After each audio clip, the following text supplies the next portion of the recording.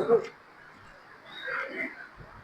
الحمد لله نحمده ونستعينه ونستغفره ونعوذ بالله من شرور أنفسنا وسيئات أعمالنا من يهده الله فلا مضل له ومن يضلله فلا هادي له وأشهد أن لا إله إلا الله وحده لا شريك له وأشهد أن محمدا عبده ورسوله يا أيها الذين آمنوا اتقوا الله حق تقاته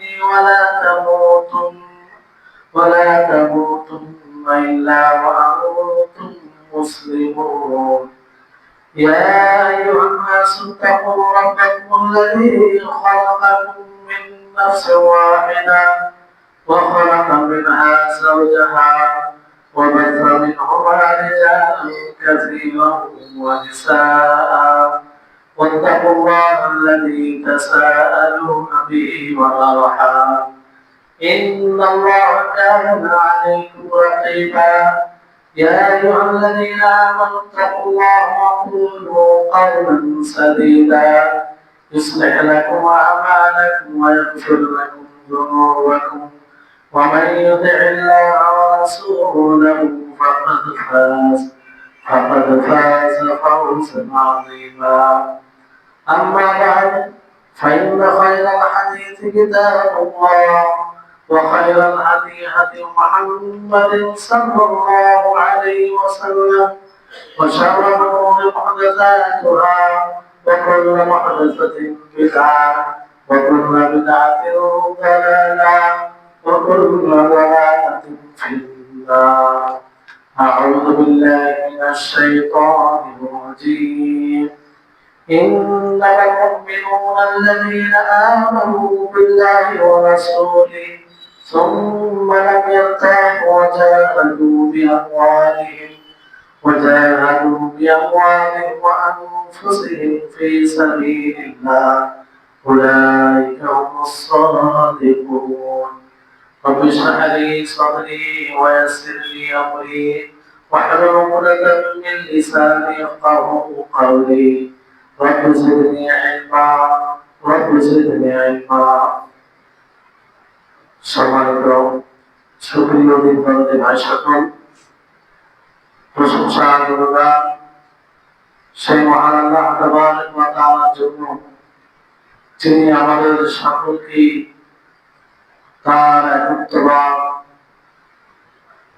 বাস্তবায়ন করার জন্য, তার ইবাদত করার জন্য আমাদেরকে সৃষ্টি করেছেন, পাঠিয়েছেন, আর সেটা তৌফিক আমাদেরকে দিয়েছেন। তারপরে আমাদের সকলের প্রাণ প্রিয় নবী করিম মুহাম্মদ মুস্তাফা সাল্লাল্লাহু আলাইহি ওয়াসাল্লাম, ওনার উপর অসংখ্য শান্তি ধারা বর্ষিত হোক। আল্লাহুম্মা সাল্লি আলাইহি আল্লাহুম্মা বারিক আলাইহি। সম্মানিত উপস্থিতিগণ, গত সপ্তাহের পূর্বের সপ্তাহ আপনারা আলোচনা শুনেছিলেন, যে আলোচনা ধারাবাহিকতা শুরু করেছিলাম, যে আলোচনাগুলো, যে কথাগুলো প্রত্যেকটা মানুষকে মুসলিম হিসাবে জানা জরুরি। এইসব বিষয় থেকে অজ্ঞ থাকা, না জানা, এতে কোনো প্রকারের আল্লাহ তাবারক ওয়া তাআলার নিকটে ওযর বাহানা চলবে না যে আমি আলেম ছিলাম না, আমি মাদ্রাসায় পড়াশোনা করিনি, আমি সাধারণ মানুষ ছিলাম, এই বলে আল্লাহর কাছে পার হওয়া যাবে না। একজন মুসলিম হিসাবে বেসিক যার ভিত্তিতে আমরা মুসলিম হব, সেই সম্পর্কে ধারণা রাখা জরুরি। সেই সপ্তাহে যে আলোচনা, যে কথাগুলো উপস্থাপন করেছিলাম, সেটা হচ্ছে কালিমা লা ইলাহা ইল্লাল্লাহ ফজিলত। এই ফজিলতের অনেক দিক শুনেছিলেন আপনারা। তার মধ্যে একটি কথা বলেছিলাম যে লা ইলাহা ইল্লাল্লাহ মর্যাদা, লা ইলাহা ইল্লাল্লাহ ফজিলত কোন মানুষের পরিপূর্ণভাবে বলে শেষ করা সম্ভব নয়। এটি এমন একটি কালেমা, এমন একটি বাক্য যেটাকে ভিত্তি করে আমাদের সৃষ্টি, যে কালেমাকে ভিত্তি করে আম্বিয়া রাসূলদের প্রেরণ, যে কালেমাকে ভিত্তি করে আল্লাহ তাবারক ওয়া তাআলা সেই কোরআনুল কারীম বাকি আরো যে আসমানের গ্রন্থ সেগুলো নাযিল করেছেন, যে কালেমাকে ভিত্তি করে জান্নাত জাহান্নাম, যে কালেমাকে ভিত্তি করে হাসরের মাঠে আরো যে মানুষের হিসাব নিকাশ হবে, মুসলিম হবে, নানা বিষয় যেগুলো শুনেছেন আপনারা, সবকিছু কিন্তু এই কালেমাকে ভিত্তি করে। এই জন্য এই কালেমার মর্যাদা, এই কালেমার ফজিলত কোন আলেম বলে শেষ করতে পারে না। আপনি অবাক হবেন যে হাসরের মাঠে মানুষকে প্রশ্ন করা হবে, জিজ্ঞাসা করা হবে, দুইটি প্রশ্ন করা হবে। এক প্রশ্ন হচ্ছে যে তুমি কার ইবাদত করেছ, দুনিয়াতে কার ইবাদত করেছ, কার দাসত্ব করেছ? তার উত্তর হচ্ছে লা ইলাহা ইল্লাল্লাহ। তুমি দুনিয়াতে কার ইবাদত করেছ সেটাকে বাস্তবায়ন করার জন্য লা ইলাহা ইল্লাল্লাহ বুঝতে হবে, লা ইলাহা ইল্লাল্লাহকে অনুধাবন করতে হবে। দ্বিতীয় প্রশ্ন হবে যে তোমরা রাসূলগণকে কি উত্তর দিয়েছ, রাসূলগণের মাথায় লাব্বাইক উপস্থিত হয়েছে কি করে? সেটা উত্তর হচ্ছে মুহাম্মাদুর রাসূলুল্লাহ। এই দুইটি প্রশ্নের উত্তর যতক্ষণ পর্যন্ত আমরা সঠিকভাবে না দেব, আমাদের পা একটু এগোবে না। কিন্তু আজকে আমরা সেই দুটি বিষয়কে বুঝতে অক্ষম হয়েছি, সেই দুটি বিষয়কে আমরা বুঝতে পারিনি। আপনি দেখবেন যে আমাদের সমাজে অনেক মানুষ আছে, আমি বললে কিংবা সমাজের দিকে যদি আপনি দৃষ্টিপাত করেন, তা আমার কথা একটু অতিরিক্ত বলা হবে না, একটু বাড়াবাড়ি করা হবে না। যে অধিকাংশ মুসলিমকে যদি জিজ্ঞাসা করেন যে ভাই কালিমা লা ইলাহা ইল্লাল্লাহ অর্থ কি, কালিমা লা ইলাহা ইল্লাল্লাহ বলতে আল্লাহ তাআলা কি বলতে চাইছেন, আপনাকে নিশ্চিতভাবে বলতে পারি যে 100টির মধ্যে 90টি মানুষ আমি বেশি বলে দিলাম বলতে পারবে না। সঠিক তার অর্থ, সঠিক ব্যাখ্যা, এই কালেমার দাবি কি, এই কালেমা পড়তে গেলে কি করতে হবে, এটা বলতে পারে না। এটা আমাদের ওলামাদের কিছু এর পিছনে অলসতা রয়েছে, এর পিছনে কিছু পরিশ্রমের ঘাটতি রয়েছে। যা আমরা আলোচনায় বিভিন্ন বিষয়ে আলোচনা শুনি, অনেক রকম বিষয়ে আলোচনা শুনি, কিন্তু যে বিষয়গুলির উপরে আমাদের ইসলাম নির্ভর করে, যে বিষয়গুলির উপরে ঈমান নির্ভর করে, সেই বিষয়গুলির উপরে আলোচনায় কম হয়।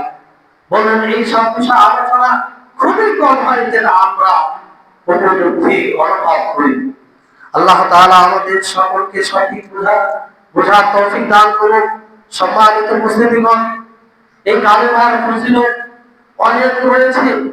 কোরআন দ্বারা আপনাদেরকে বলেছিলাম, হাদিস থেকে দুই একটা কথা বলি যে এই কালেমা কি, যে কালেমা নিয়ে কথা বলতে শুরু করেছি, যে কালেমা নিয়ে আজকে কথা বলছি আপনাদের সম্মুখে।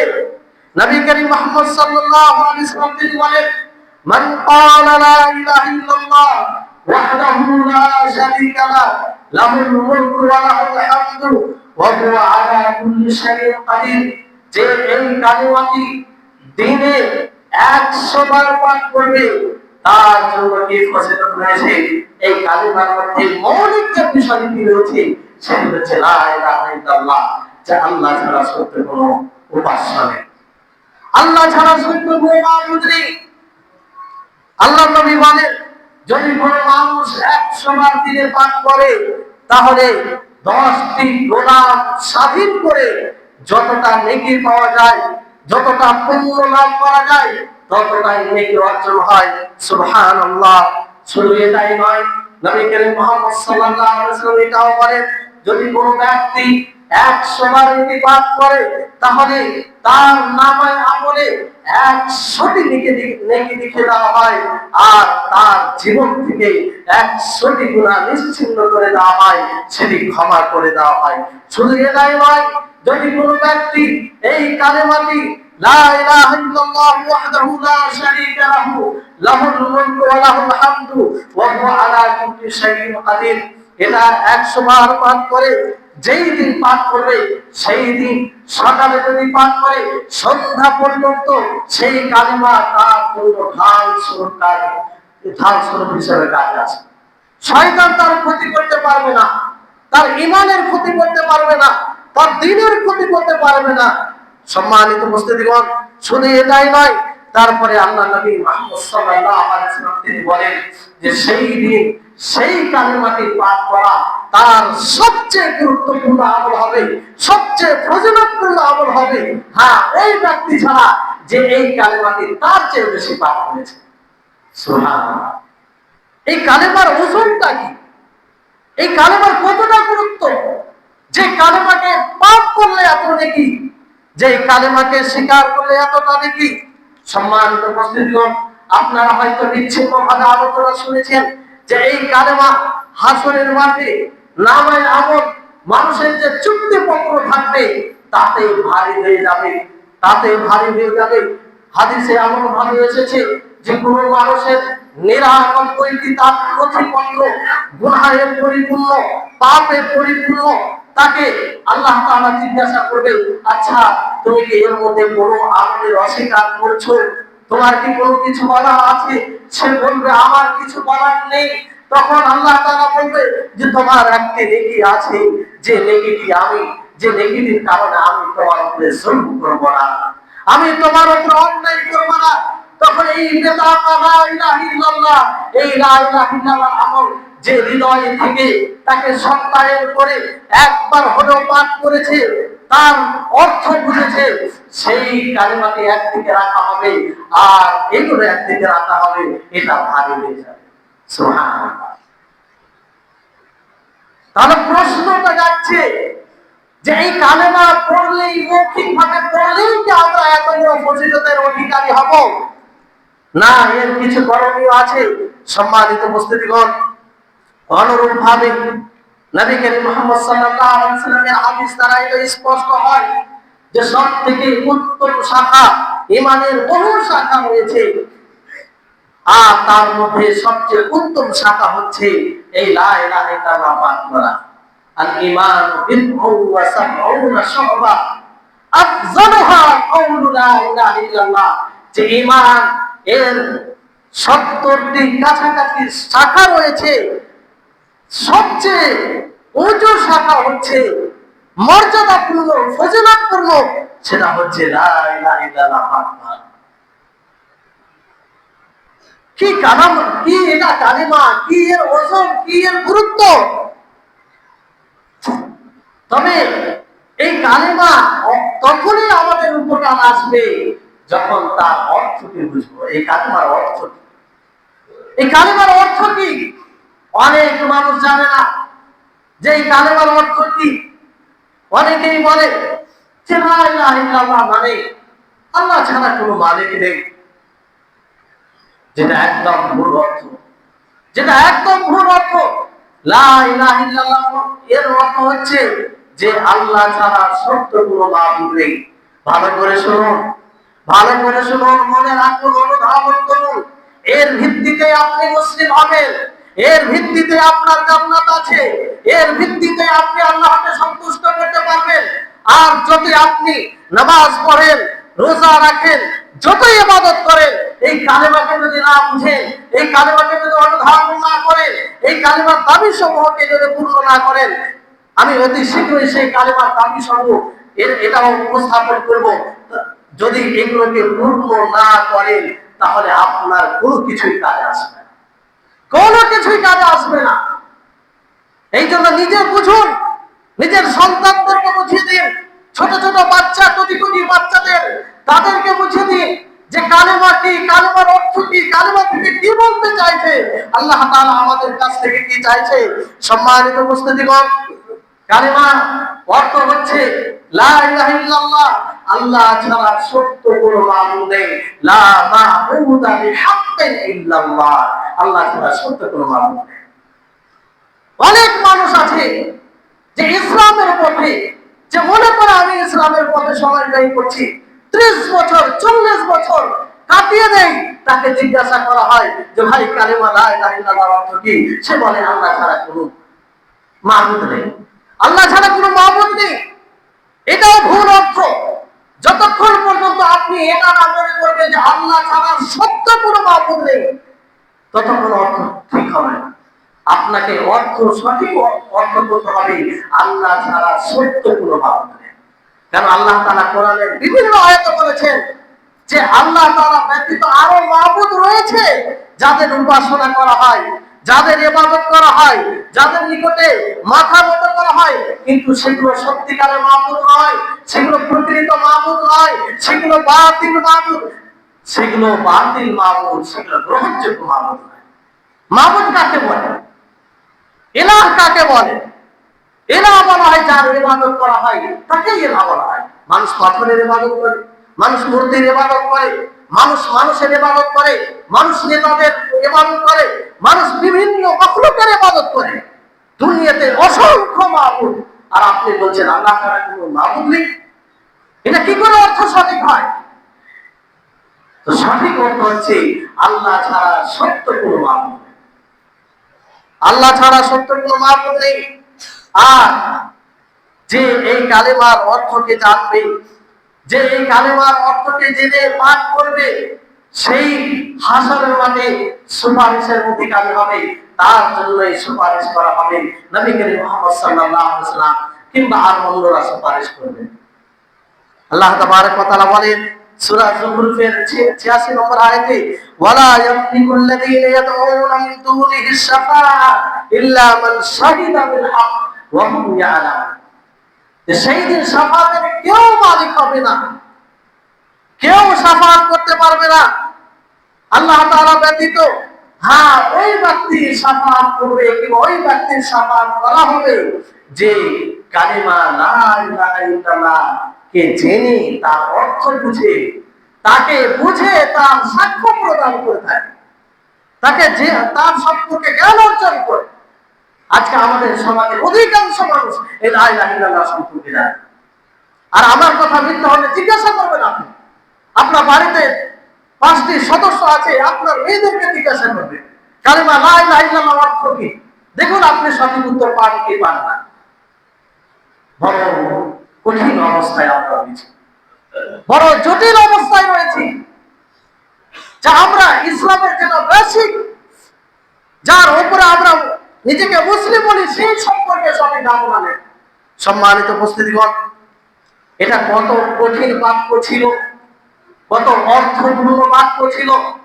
এই বাক্যকে, এই কালেমাকে মক্কার মুশরিকরা কিভাবে বুঝেছিল যে যখন আল্লাহর নবী তাদেরকে বলে যে কুলু লা ইলাহা ইল্লাল্লাহ, তোমরা লা ইলাহা ইল্লাল্লাহ পাঠ করো, তাহলে তোমরা সফল হয়ে যাবে, তোমরা দুনিয়াতেও সফল হবে, আখিরাতেও সফল হবে।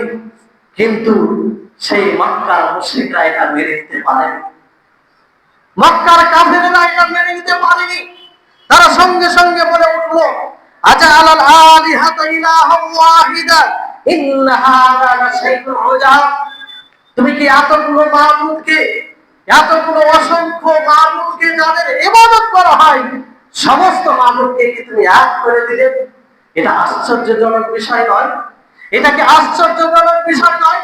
এটা কি করে হতে পারে যে আমাদের বাপ-দাদারা, আমাদের পূর্বপুরুষরা বিভিন্ন মাবুদের, বিভিন্ন ইলাহ তারা ইবাদত করে আসছে, আর আজকে তুমি বলছো যে আল্লাহ ছাড়া সত্য কোনো মাবুদ নেই, এক আল্লাহরই ইবাদত করতে হবে, প্রকৃত মাবুদের ইবাদত করতে হবে? এটা কি আশ্চর্যকর বিষয় নয়? এটা মেনে নিতে পারে না।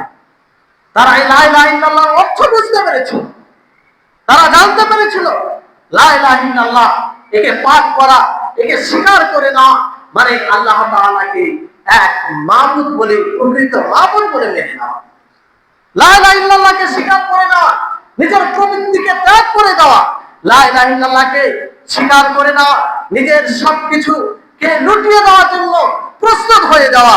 সম্মানিত উপস্থিতিগণ, এই লা ইলাহা ইল্লাল্লাহ আমার আপনার জন্য কখন কার্যকর হবে, কখন ফলদায়ক হবে, সেই বিষয়টি জানা রয়েছে। আজকে হয়তো পুরো বলে শেষ করতে পারবো না, কিন্তু যতদূর সম্ভব হচ্ছে আপনাদেরকে বলি। লা ইলাহা ইল্লাল্লাহ পাঠ করা শুধু যথেষ্ট নয়, সকলেই তো পাঠ করে, মুসলিম যারা আছে তারা সকলেই পাঠ করে, কিন্তু সকলে লা ইলাহা ইল্লাল্লাহ কাজে আসবে না। সেদিন লা ইলাহা ইল্লাল্লাহ অকেজো হবে কিছু কিছু মানুষের জন্য। তো এই লা ইলাহা ইল্লাল্লাহ তখনই কাজে আসবে যখন আপনি লা ইলাহা ইল্লাল্লাহর শর্তগুলি পূর্ণ করবেন, লা ইলাহা ইল্লাল্লাহর দাবিগুলি পূর্ণ করবেন। আপনাকে যদি বলি যে নামাজ যদি আপনি তাহারাত ছাড়া, পবিত্র ছাড়া নামাজ পড়েন, তা আপনার উত্তর হবে নামাজ হবে না। আপনাকে যদি বলি হজ যদি আপনি কাবার তাওয়াফ ছাড়া করেন, কিংবা সাই সাফা মারওয়ার সাই যে তাওয়াফ করতে হয়, চক্কর লাগাতে হয়, সেটা ছাড়া হজ করেন, তাহলে আপনার উত্তর হবে যে হজ হবে না। অন্য অন্য ইবাদতের জন্য যেমন শর্ত রয়েছে, সেই শর্তগুলো পালন করলে আপনার ইবাদত হয়, নচেত আপনার ইবাদত হয় না। অনুরূপ ভাবে আপনার লা ইলাহা ইল্লাল্লাহ তখনই কাজে আসবে যখন এর শর্তগুলি পূর্ণ করবেন, যখন এর দাবিগুলি পূর্ণ করবেন। হাসান বসরি রাহিমাহুল্লাহ, তিনাকে জিজ্ঞাসা করা হয়, একজন প্রখ্যাত তাবেঈ ছিলেন, তিনাকে জিজ্ঞাসা করা হয় যে এই লা ইলাহা ইল্লাল্লাহ কখন কাজে আসবে, এই লা ইলাহা ইল্লাল্লাহ দ্বারা কি জান্নাতে যাওয়া যাবে? হাসান বসরি রাহিমাহুল্লাহ তিনি বলেন যে হ্যাঁ, এই লা ইলাহা ইল্লাল্লাহ দ্বারা জান্নাতে যাবে, এটা ফলদায়ক হবে, তখন হবে যখন সে এই লা ইলাহা ইল্লাল্লাহর শর্তগুলি পূর্ণ করবে, এই লা ইলাহা ইল্লাল্লাহর দাবি সমূহ পূর্ণ করবে, এই লা ইলাহা ইল্লাল্লাহকে, এই লা ইলাহা ইল্লাল্লাহর অর্থ বুঝতে পারবে। সম্মানিত উপস্থিতিগণ, অনুরূপ ভাবে ওয়াহাব বিন মুনাব্বি প্রখ্যাত একজন তাবেঈ, তিনি বলেন, তিনাকে বলা হয়, কোন ব্যক্তি বলেন যে লা ইলাহা ইল্লাল্লাহ এটা কি জান্নাতের চাবি নয়? লা ইলাহা ইল্লাল্লাহ এটা কি জান্নাতের চাবি নয়? তিনার উত্তর ছিল যে হ্যাঁ, এটা তো জান্নাতের চাবি, কিন্তু মনে রাখো জান্নাতের চাবি বটে, কিন্তু চাবির দাঁত থাকে, চাবির দাঁত থাকে, যেমন চাবির দাঁত না হলে তালা খুলে না, অনুরূপ ভাবে এটা লা ইলাহা ইল্লাল্লাহ জান্নাতের চাবি, এই চাবি যদি দাঁত না থাকে তাহলে এই লা ইলাহা ইল্লাল্লাহ দ্বারা জান্নাতে যাওয়া যাবে না। সেই দাঁত বলতে কি বোঝাতে চেয়েছিলেন? সেই দাঁত বলতে এই কালেমার শর্তগুলি, এই কালেমার দাবি সমূহ, এই কালেমার করণীয়, এগুলো পূর্ণ করতে হবে, তাহলে এই লা ইলাহা ইল্লাল্লাহ দ্বারা আমরা জান্নাতে যেতে পারব। সম্মানিত উপস্থিতিগণ, তাহলে চিন্তা করুন, নিজেকে প্রশ্ন করুন যে আমরা কতটুকু এই কালেমা লা ইলাহা ইল্লাল্লাহকে বুঝতে পেরেছি, কতটুকু বুঝতে পেরেছি। আর এটা কোনো হাস্যকর বিষয় নয়, এটা সিরিয়াসলি বিষয় যে আপনি এতদিন ইসলামকে মেনে আসছেন, কালেমা লা ইলাহা ইল্লাল্লাহর অর্থই বুঝলেন না, কালেমা লা ইলাহা ইল্লাল্লাহর দাবি সমূহ জানতে পারলেন না, কিভাবে আপনি ইসলামকে বাস্তবায়ন করলেন? কোন ইসলামকে বাস্তবায়ন করলেন আপনি? সম্মানিত উপস্থিতিগণ, এই কালেমা লা ইলাহা ইল্লাল্লাহ প্রায় 7টি শর্ত রয়েছে, 7টি দাবি রয়েছে, যেটি কোরআন হাদিস থেকে প্রমাণিত। প্রত্যেকটি শর্ত তার পিছনে কোরআনের আয়াত রয়েছে, তার পিছনে হাদিস রয়েছে, আর সমস্ত উলামায়ে কেরাম এতে একমত রয়েছে যে এই কালেমা যতক্ষণ পর্যন্ত এই 7টি শর্ত পূর্ণ না করবে, এই 7টি দাবি পূর্ণ না করবে, ততক্ষণ পর্যন্ত এই কালেমা কোনো কাজে আসবে না। সম্মানিত উপস্থিতিগণ, তাহলে এই কালেমা, আজকে তো আমাদের সমাজে এই কালেমার অর্থ অন্য কিছু দাঁড়িয়ে গেছে। কালেমা যেমন ভিক্ষুকরা অনেক সময় ভিক্ষা চাইতে আসে, লা ইলাহা ইল্লাল্লাহ, কালেমাকে তারা ছোট করে দিয়েছে, কালেমাকে তারা তুচ্ছ করে ফেলেছে, আর এর প্রতিবাদ আমাদের পক্ষ থেকে হয় না। তাকে আমরা বলি না কোনো সময় যে তুমি লা ইলাহা ইল্লাল্লাহ ভিক্ষা চাওয়ার সময় কেন বলো? এই কালেমার মর্যাদা কি নাই? এই কালেমার সম্মান কি না? তার জীবনে নামাজ নাই, তার জীবনে সালাত নেই, সিয়াম নেই, আর কোনো ইবাদত নেই, সে আল্লাহর কাছে নত হয় না। অথচ মানুষের কাছে যখন চায় লা ইলাহা ইল্লাল্লাহ, মানুষও ভাবে, অমুসলিমরাও ভাবে যে লা ইলাহা ইল্লাল্লাহ মনে হয় ভিক্ষা চাওয়ার জন্য এই বাক্যটি এসেছে। অথচ এই কালেমা, যে কালেমা কণ্ঠস্বর শুনে পুরো আসমান ও জমিন কম্পিত হয়ে যায়, যে কালেমার ভিত্তিতে এই আসমান ও জমিনের অস্তিত্ব এসেছে, সেই কালেমাকে আজকে আমরা অন্য হিসাবে ব্যবহার করি। সম্মানিত উপস্থিতিগণ, প্রথম যে শর্তটি হচ্ছে, সেই শর্তটি হলো যে এই কালেমা সম্পর্কে আপনাকে ইলম অর্জন করতে হবে, জানতে হবে আপনাকে যে কালেমা কি জিনিস, লা ইলাহা ইল্লাল্লাহ এর অর্থ কি। আর এটা আমি বানিয়ে কথা বলছি তা নয়, কোন আলেমের কথা বলছি তা নয়, সরাসরি আল্লাহ তাবারক ওয়া তাআলা বলেন ফাআলাম আন্নাহু লা ইলাহা ইল্লাল্লাহ, সূরা মুহাম্মাদের 19 নম্বর আয়াত। আল্লাহ তাআলা বলেন যে জানো, জ্ঞান অর্জন করো যে লা ইলাহা ইল্লাল্লাহ, আল্লাহ ছাড়া সত্য কোনো মাবুদ নেই। আল্লাহ তাআলা জানতে বলেছেন, আল্লাহ তাআলা জ্ঞান অর্জন করতে বলেছেন, আল্লাহ তাআলা জ্ঞান অর্জন করতে বলেছেন যে লা ইলাহা ইল্লাল্লাহ মানে কি এটা জানো। আমলের কথা বলতে পারতেন, আর বিভিন্ন ইবাদতের কথা বলতে পারতেন না, আল্লাহ তাআলা সেটা বলেনি। আল্লাহ তাআলা বলেন ফাআলাম আন্নাহু লা ইলাহা ইল্লাল্লাহ, যে আল্লাহ ছাড়া সত্য কোনো মাবুদ নেই, আল্লাহ ছাড়া প্রকৃত কোনো মাবুদ নেই, এটা সম্পর্কে জানো, এটা সম্পর্কে জ্ঞান অর্জন করো। নবী করিম মুহাম্মদ সাল্লাল্লাহু আলাইহি ওয়াসাল্লাম তিনি বলেন মান মাতা ওয়া হুয়া ইয়ালামু আন্নাহু লা ইলাহা ইল্লাল্লাহ দাখালাল জান্নাহ, যে ব্যক্তি এমন অবস্থায় মারা গেল যে সে এই কালেমাকে জানলো, এই কালেমার সম্পর্কে জ্ঞান অর্জন করলো, এই কালেমার অর্থকে বুঝলো, এই কালেমার দাবি দাওয়াকে বুঝলো, তাহলে সে জান্নাতে প্রবেশ করলো, দাখালাল জান্নাহ, সে জান্নাতে প্রবেশ করলো। সম্মানিত উপস্থিতিগণ, তাহলে আমাকে আপনাকে সর্বপ্রথম যে বিষয়টি রয়েছে যে কালেমা লা ইলাহা ইল্লাল্লাহ এর সম্পর্কে জানতে হবে। আর আজকে আমরা জানা তো দূরের কথা, ইলম থেকে আমরা পলায়ন করি, জ্ঞান অর্জন থেকে পলায়ন করি। আমরা না নিজের শিক্ষা অর্জন করছি, না নিজেদের ছেলেদেরকে শিক্ষা দিচ্ছি, আমাদের সন্তানরা এমন ভাবে জীবনযাপন করছে যে পরবর্তী যেটা সময় শুরু হবে সেটা আরো ভয়ঙ্কর হবে, সেটা কঠিন থেকে কঠিন হয়ে যাবে। তো যাই হোক, প্রথম যেটা শর্ত আপনাদেরকে বললাম যে কালিমা লা ইলাহা ইল্লাল্লাহ সম্পর্কে জানতে হবে। আর এই সম্পর্কে জানতে গেলে সময় দিতে হবে আপনাকে, আলেমদের কাছে বুঝতে হবে, তাদের কাছে বুঝতে হবে। বাকি শর্তগুলো ইনশাআল্লাহ আগামী জুমাতে আলোচনা হবে। আল্লাহ তাবারক ওয়া তাআলার কাছে দোয়া করি, হে আল্লাহ তুমি আমাদের সকলকে সঠিক বুঝ দান করো, হে আল্লাহ তুমি আমাদের সকলকে প্রকৃত ইসলামকে বোঝার তৌফিক দান করো। আমরা যেন এমন মুসলিম হয়ে জীবন যাপন করতে পারি যে ইসলাম আমাদের পরকালে কাজে আসবে, যে ইসলামের দ্বারা আমরা সেই জাহান্নাম থেকে